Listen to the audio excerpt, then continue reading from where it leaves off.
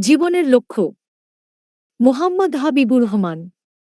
মানুষ তার জীবনে কি করতে চায়, কি হতে চায় বা কোন কাজের প্রতি তার আগ্রহ বেশি, সব বিষয় নিয়ে জীবনের লক্ষ্য নির্ধারিত হয়। লক্ষ্য হল ভবিষ্যৎ কাঙ্ক্ষিত ফলাফলের ধারণা, যা কোনো ব্যক্তি বা দল নির্দিষ্ট সময়সীমার মধ্যে অর্জনের জন্য প্রতিশ্রুতি প্রদান করে বা পরিকল্পনা করে।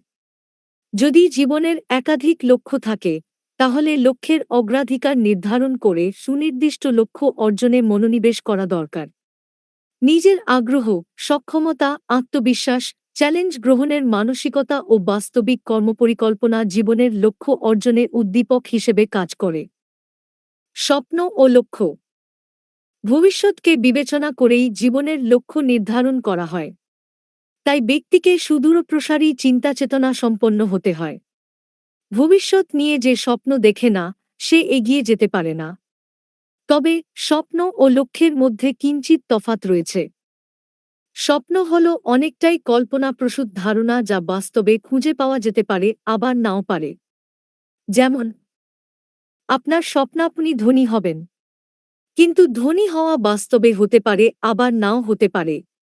আর কত টাকার মালিক হলে বা সম্পদ অর্জনের কোন পর্যায়ে পেছলে নিজেকে ধনী মনে করবেন, তার কোনো সুনির্দিষ্ট মাত্রা নেই। আর লক্ষ্য হল এমন একটি উদ্দেশ্য বা গন্তব্য যা অর্জনযোগ্য, সুনির্দিষ্ট, বাস্তবিক ও সময়ভিত্তিক কর্মপরিকল্পনা। সহজভাবে বললে, যা অর্জন করতে চাই তাই লক্ষ্য। যেমন, আপনার লক্ষ্য আগামী ৩ বছরের মধ্যে আপনি সরকারি চাকরি লাভ করবেন। এটি সুনির্দিষ্ট, সময়ভিত্তিক ও অর্জনযোগ্য কর্মপরিকল্পনা। তাই জীবনের লক্ষ্য নির্ধারণ করে পরিকল্পনা অনুযায়ী সময়, অর্থ ও পরিশ্রম বিনিয়োগ করলে সেই লক্ষ্য অর্জিত হবে। সাফল্য তাদের কাছেই ধরা দেয়, যাদের জীবনে সুনির্দিষ্ট লক্ষ্য থাকে এবং লক্ষ্য পূরণে বাস্তবিক পরিকল্পনা থাকে। লক্ষ্য সুনির্দিষ্ট না হলে গন্তব্যে পৌঁছা যায় না। লক্ষ্য ছাড়া কোনো কিছু অর্জনের পিছনে ছুটে চলার মানে হল সময়, অর্থ ও পরিশ্রমের অপচয় করা। মাধ্যমিক পর্যায়ে এইম ইন লাইফ রচনা পড়তে গিয়ে ডাক্তার, ইঞ্জিনিয়ার বা শিক্ষক হওয়ার স্বপ্ন অনেকেই দেখেছেন। কিন্তু সেটি জীবনের চাওয়া পাওয়া বা আগ্রহের সাথে হয়তো অনেকেরই মিল ছিল না। আবার কারো সাথে মিল ছিল, সেটি বইয়ের পাতায় কল্পনার জগতেই রয়ে গেছে। প্রকৃতপক্ষে সেটি কারো জন্য স্বপ্ন ছিল এবং কারো জন্য লক্ষ্য ছিল।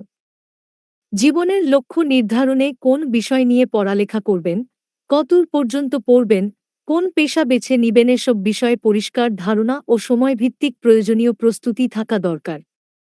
জীবনের লক্ষ্য নির্ধারণে শ্রদ্ধেয় শিক্ষক, অভিভাবক ও পরিবারের বয়োজ্যেষ্ঠরা তাদের জ্ঞান ও অভিজ্ঞতা থেকে মূল্যবান পরামর্শ ও দিকনির্দেশনা প্রদান করতে পারেন। ধরুন, আপনি একজন ছাত্র। আপনি একজন সফল উদ্যোক্তা, প্রতিষ্ঠিত ব্যবসায়ী, সরকারি কর্মচারী, ব্যাংকার, ডাক্তার, ইঞ্জিনিয়ার বা বিসিএস ক্যাডার হতে আগ্রহী। এজন্য প্রথমেই আপনার আগ্রহ, সক্ষমতা ও আত্মবিশ্বাস থেকে লক্ষ্য হিসেবে যেকোনো একটি অপশন নির্ধারণ করতে হবে। তারপরে সময়ভিত্তিক কর্মপরিকল্পনা গ্রহণ করে সেই লক্ষ্য অর্জনে মনোনিবেশ করতে হবে। জীবনের লক্ষ্যে পৌঁছানোর ব্যাপারে আপনাকে কিছুটা একরোখা, জেদি ও কঠোর পরিশ্রমী হতে হবে এবং লক্ষ্যে না পৌঁছা পর্যন্ত লেগে থাকতে হবে। সময়ের কাজ নির্দিষ্ট সময়েই শেষ করে এগিয়ে যেতে হবে। আলসেমিতে, লক্ষ্যহীনভাবে ঘোরাফেরা করে, গল্পাড্ডায়, টিভি দেখে, মোবাইল আসক্তিতে, সোশ্যাল মিডিয়ার সস্তা বিনোদনে মগ্ন হয়ে এমনকি প্রেমের পেছনে অধিক সময় ব্যয় করা যাবে না। যেসব বন্ধু, আড্ডা, ওয়েবসাইট ও সফটওয়্যার জীবনের লক্ষ্য অর্জনে সহায়ক নয়, তাদের এড়িয়ে চলতে হবে। ফলাফলশূন্য বা অনুৎপাদনশীল কর্ম পরিহার করতে হবে। অপরদিকে আপনার জীবনের লক্ষ্য অর্জনে সহায়ক শক্তিগুলোকে বেশি বেশি কাজে লাগাতে হবে। যেমন চাকরির জন্য সময়মতো প্রস্তুতি নেওয়া, নিয়োগ পরীক্ষার সিলেবাস এবং প্রশ্নের ধরন সম্পর্কে ধারণা লাভ করা, নিজের দুর্বলতা রয়েছে এমন বিষয়গুলো বাছাই করে সেদিকে মনোনিবেশ বাড়ানো, চাকরি পেয়েছেন এমন কারো পরামর্শ গ্রহণ করা, নতুন কোনো স্কিল ডেভেলপ করা ইত্যাদি। জীবনের লক্ষ্য অর্জনের পথে আপনি স্থবির হয়ে আছেন, এগিয়ে যাচ্ছেন নাকি পিছিয়ে যাচ্ছেন, তা গভীরভাবে খেয়াল করতে হবে। সাফল্য অর্জনের পথে অবিরাম ছুটে চলতে হবে। প্রয়োজনে কিছুটা স্বার্থপর হতে হবে। যেমন একটা বার্থডে অনুষ্ঠানে যোগদান না করলে তেমন কিছু যায় আসে না। মনে রাখতে হবে, অন্যকে সাময়িক খুশি করার চেয়ে নিজের ভবিষ্যৎ নির্ধারণে সময় দেয়া অধিক গুরুত্বপূর্ণ। শিক্ষাজীবনের পড়াশোনার পাশাপাশি ও চাকরির জন্য প্রয়োজনীয় পড়াশোনা করে জ্ঞান ও দক্ষতা অর্জন, প্রয়োজনীয় অর্থের সংস্থান ও উপযুক্ত বিনিয়োগ, বিভিন্ন প্রতিযোগিতায় উত্তীর্ণ, ধাপে ধাপে অগ্রসর হওয়ার কৌশল গ্রহণ এবং সময়ভিত্তিক প্রস্তুতি নিয়ে পরিশ্রম সাধনের মাধ্যমে এগিয়ে যেতে হবে। প্রয়োজনে জীবনের লক্ষ্য অর্জনের ক্ষেত্রে কয়েকটি ছোট ছোট ধাপ অনুসরণ করা যেতে পারে। জীবনের লক্ষ্য অর্জনের ধাপগুলো হল: ১. লক্ষ্য সম্পর্কে স্পষ্ট ধারণা লাভ। ২. বাস্তবিক ও সময়ভিত্তিক পরিকল্পনা। ৩. মূল লক্ষ্যকে ভেঙে ছোট ছোট লক্ষ্যে বিভক্ত করা। ৪. লক্ষ্যগুলো অর্জনের জন্য সময়সীমা নির্ধারণ। ৫. লক্ষ্যের গুরুত্ব অনুসারে কর্মপরিকল্পনা গ্রহণ।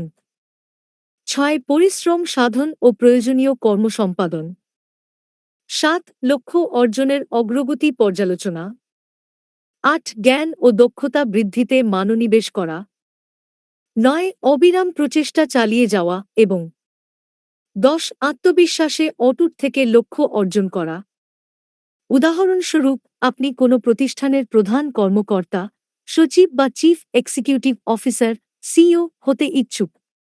এজন্য আপনাকে ৫, ১০, ১৫, ২০ বছরের জন্য ভিন্ন ভিন্ন লক্ষ্য নির্ধারণ করে মূল লক্ষ্য অর্জনে কাজ করতে হবে। প্রথম ৫ বছরের লক্ষ্য হবে পড়ালেখায় মনোযোগ দিয়ে একাডেমিক সফলতা অর্জন করা, কর্মজগত সম্পর্কে সম্যক ধারণা লাভ, প্রতিযোগিতামূলক পরীক্ষার প্রস্তুতি গ্রহণ এবং পরীক্ষায় উত্তীর্ণ হওয়া। দ্বিতীয় ৫ বছরে আপনার লক্ষ্য হবে এক্সিকিউটিভ বা জুনিয়র অফিসার বা প্রবেশনার হিসেবে চাকরিতে প্রবেশ করা, ক্যারিয়ার ডেভেলপমেন্টে মনোনিবেশ করা, পেশাদারিত্ব অর্জনের প্রয়োজনীয় প্রশিক্ষণ গ্রহণ এবং কর্মের প্রতি ভালোবাসা তৈরি করা। পরবর্তী ৫ বছরে কর্মক্ষেত্রে বিশেষ এরিয়ায় নিজের এক্সপার্টাইজ ডেভেলপ করা, পেশাদারিত্ব অর্জন, নেটওয়ার্ক স্থাপন এবং কর্মের দ্বারা কর্তৃপক্ষের আস্থা অর্জন করতে হবে।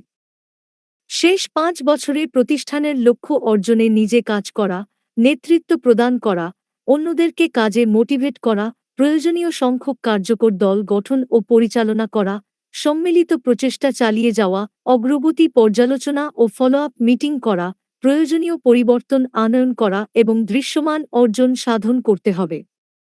সর্বোপরি কর্মরত প্রতিষ্ঠানের পারফরম্যান্স বৃদ্ধির মাধ্যমে সাফল্য অর্জন করতে হবে। এতে প্রতিষ্ঠানের অর্জিত সুনামে নিজের অংশীদারিত্ব তৈরি হয়।